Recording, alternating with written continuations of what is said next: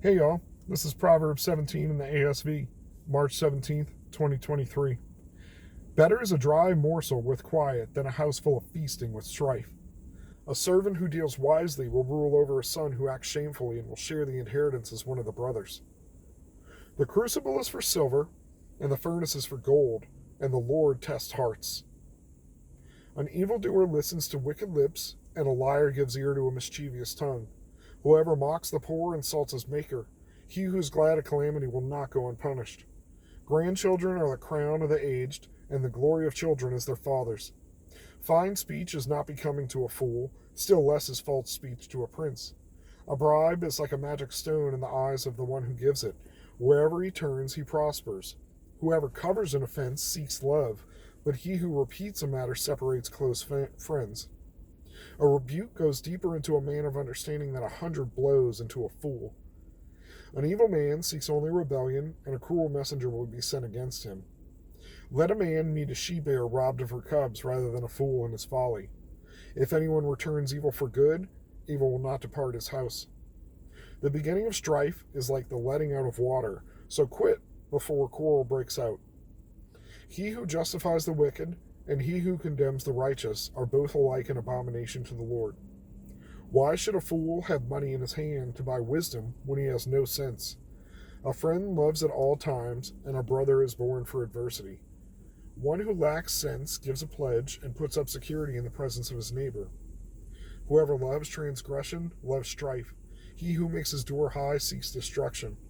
A man of crooked heart does not discover good, and one with a dishonest tongue falls into calamity. He who sires a fool gets himself sorrow, and the father of a fool has no joy.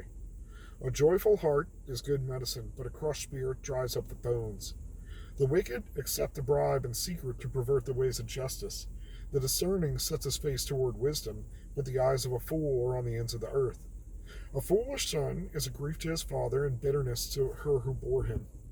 To impose a fine on a righteous man is not good, nor to strike the noble for their uprightness. Whoever restrains his words has knowledge, and he who has a cool spirit is a man of understanding. Even a fool who keeps silent is considered wise. When he closes his lips, he's deemed intelligent.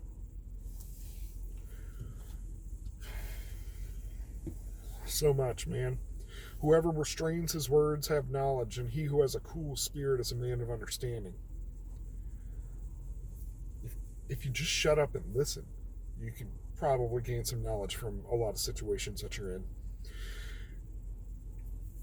And if you can restrain your emotions, many philosophers and thinkers have told us this, a man who can master himself is a man to be reckoned with.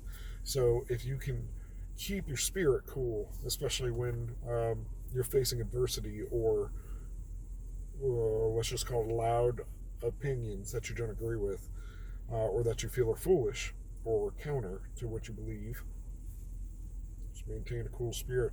Don't let the Hulk out. Like the joke goes in my family, like that's the secret. We're always angry, so got to learn to have a cool spirit, contain the Hulk.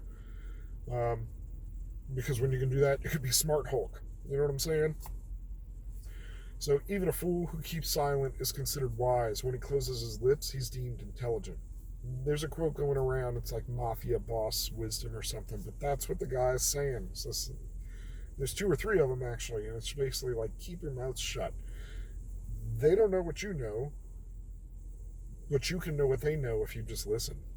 And then when you speak, you can speak with authority because you listen to what everybody has to say, and you're able to have understanding of their different positions and possibly some wisdom as those counterpoints coalesce. Similarly, better is a dry morsel in a quiet house full of feasting with strife. All right, part 2 here. Where is it? 14. The beginning of strife is like letting out of water, so quit before the quarrel breaks out. It's like the old cartoons, when you see like a berm or, a dam, and it's a crack, but all of a sudden, like, the water starts like shooting out. Stick a hole in, and then another one. Well, I mean, this is what it's talking about. Like, just letting that little bit of water out, letting that word fly that you shouldn't, letting that attack happen that was irrelevant to the argument. Not pointing fingers, ladies, but like, and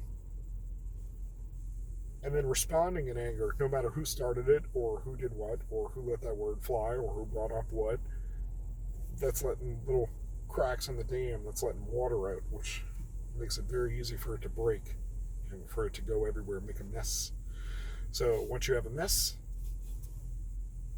you can have a house with strife. You want strife. And I really, I'm going through it right now. I have been for quite a while, but